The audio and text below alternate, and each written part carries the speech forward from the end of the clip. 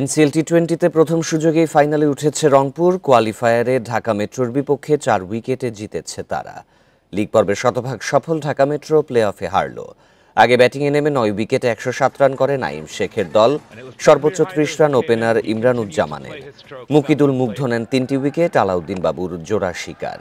ছোট টার্গেটেও জিততে কষ্ট হয়েছে রংপুরের। মিডল অর্ডারে তানবীর ও আরিফুলের অবদানে 4 বল আগে লক্ষ্যে পৌঁছায় রংপুর। এদিকে চট্টগ্রামকে বিদায় করে দ্বিতীয় কোয়ালিফায়ারে খুলনা, এলিমিনেটরের সোহানদের জয় 7 রানে। 147 রানের টার্গেটে 6 উইকেটে 139 করে Chittagong. Bowlers did their job. First up, it was Robiul. Need 45 in the remaining 5. Go straight away. There's no one there.